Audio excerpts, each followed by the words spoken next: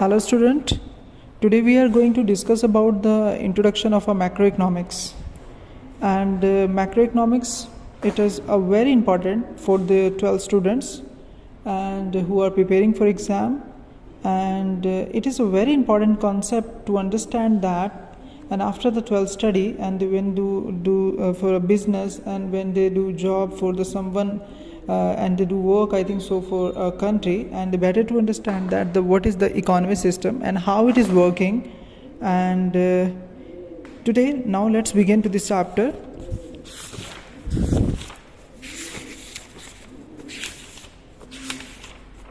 Okay, now students, let's start to this chapter. And first we will start to the introduction of a macroeconomics. In the recent year, the subject matter of economics, the fall in two main branches, namely the macroeconomics and the macroeconomics, as you already know. And the macroeconomics, it is a very important concept, and we also know the father of the modern macroeconomics, and he wrote a book on a macroeconomics and gave a name, a general theory of employment, interest and money. And this book is published in the year 1936. The macroeconomics, and is also the alternatively called the theory of income and employment. Here the writer want to say that he gave the name, the general theory and employment, interest and the money. Here means they want to discuss about the employment problem of a country and the money problem as a whole of a country. And employment problem or unemployment problem in a country at the level of a whole, here we will discuss. And under the macroeconomics, and we try to be understand and how the level of income and the employment is to be determined, and how the unemployment can be removed. As above, the writer gave an example of unemployment or employment or a level of income. Means we in the macroeconomics we discussing and to this concept at a whole, and it helps us to solve the problem of a central problem of a full employment and of resources and the economy, and which forms a subject matter and for the study of a macroeconomics theory. And the most importantly the part the macroeconomics, and here the writer want to say that in this macroeconomics we discussing to any concept at the level of a whole. If we discussing about the microeconomics, and here we discussing any concept at the individual level. And likewise, in the unemployment problem, we are discussing about only the single one candidate, he not getting employment, and at the macro level, and here we discussing about the whole country at their level. We try to understand that and why the people are not getting a job. So this problem studying at the level of a whole means that it is a example of a macroeconomics. The most of the time in exam, the examiner ask about give us some examples of a macroeconomics. So the students and has to understand that what the examiner want to say, not definition he is asking, and he wants to give he asking about the examples. So here the student has to write the answer only one. Study about the level of a whole about the employment, and the study about the study about the unemployment problem of a economy as a whole, and the central problem at the level of a whole. These are the good examples for macroeconomics.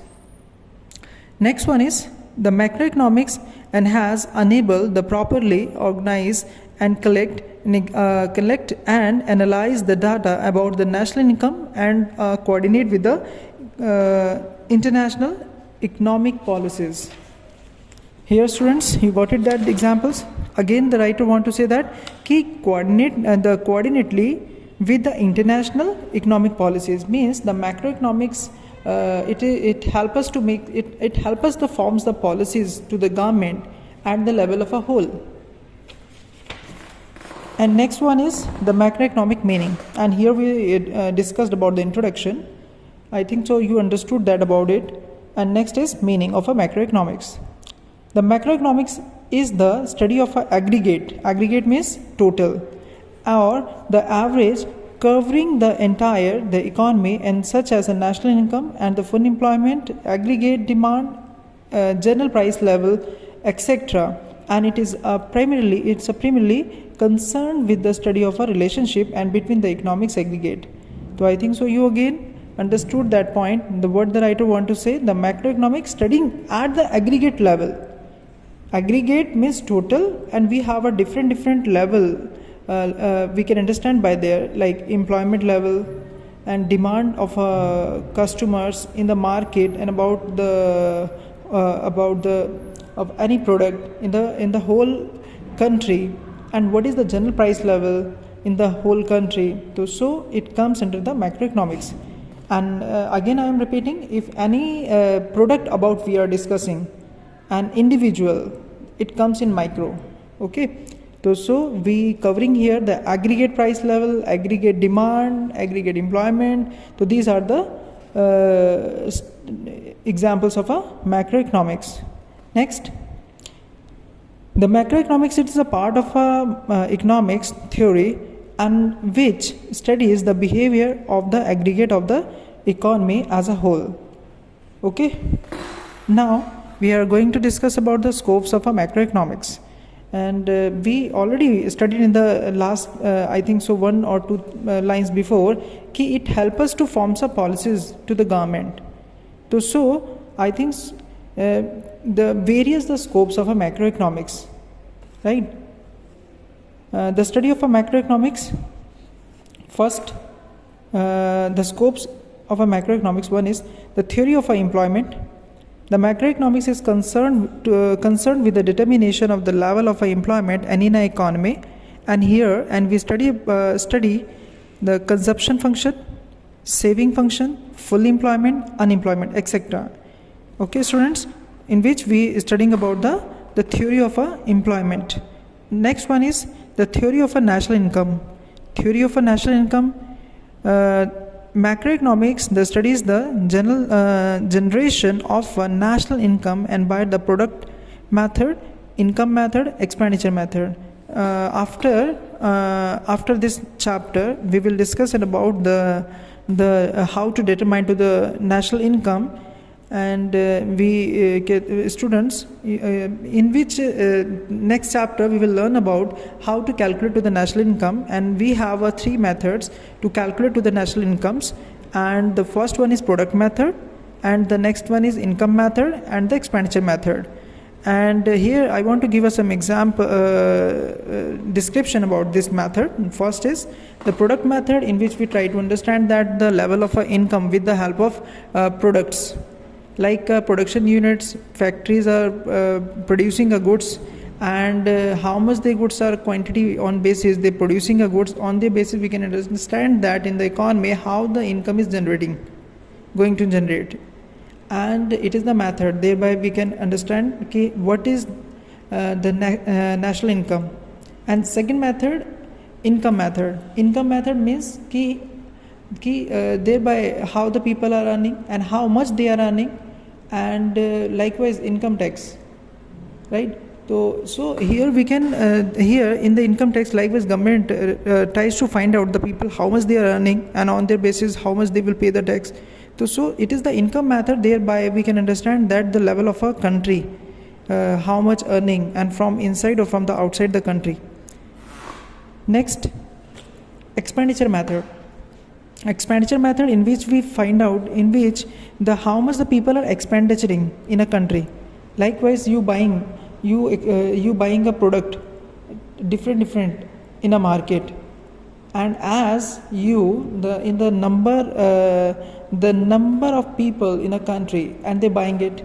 So from their expenditure of the people, there we can understand that how much quantity of people buying, and how much amount they are expending on it, and their expenditures equals to their incomes. Expenditure not equals to income. Because the income equals to expenditure plus saving. So expenditure, it is a part of our income, so we can thereby able to calculate to the level of income by this method. So here we three methods, and by this after this chapter we will fully understand to this concept what is the national income. And here we studied about just only the names of their method: the product method, income method, and expenditure method. The theory of a general price level. The theory of a general price level in this topic, the problem regarding inflation, excess demand, deflation, deficient demand, deflationary gap, and are the studied with the help of a macro variables. Next one is the theory of a money. The macroeconomics explains the function of a money, component of a money supply, banking also, and they plays an important role in understanding the various aspects of a macroeconomics problem like inflation and deflation, etc. Next, the theory of international trade. The macroeconomic studies the economics, the transaction between the two or two more countries, the balance of a payment, the position of a country, and determination of exchange rate. So the trade help us to understand that the level of a national income. Theory of economic growth. The macroeconomics, the studies the fuller utilization of resources and the growth of achievers and the objective of economics growth utility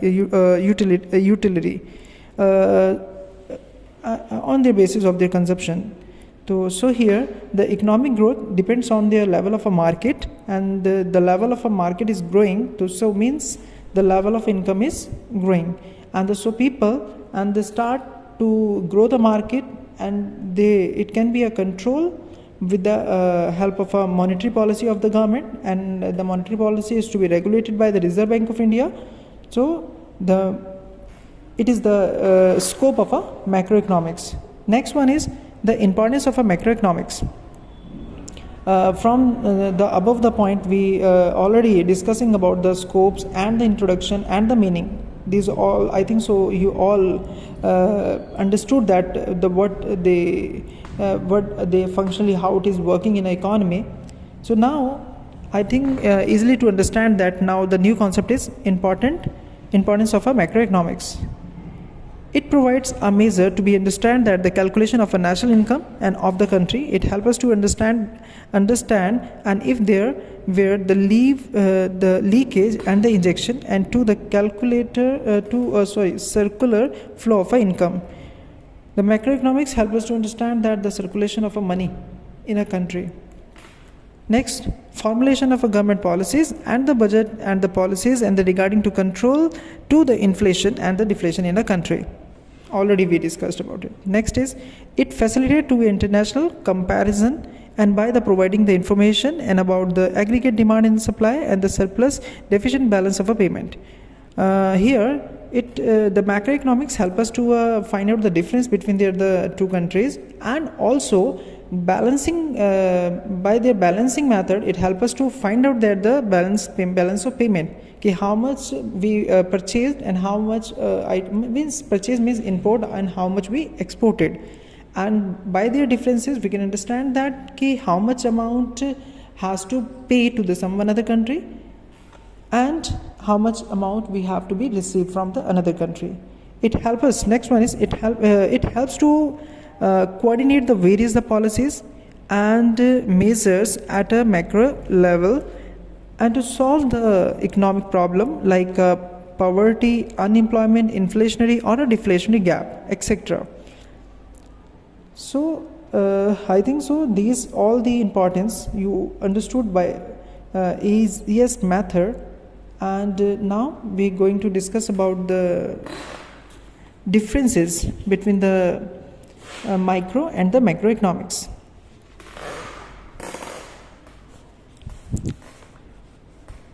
Microeconomics. The microeconomics in which we studies the problem at the individual level, like household, a firm, an industry, and simply the microeconomics studies the individual economic unit of an economy.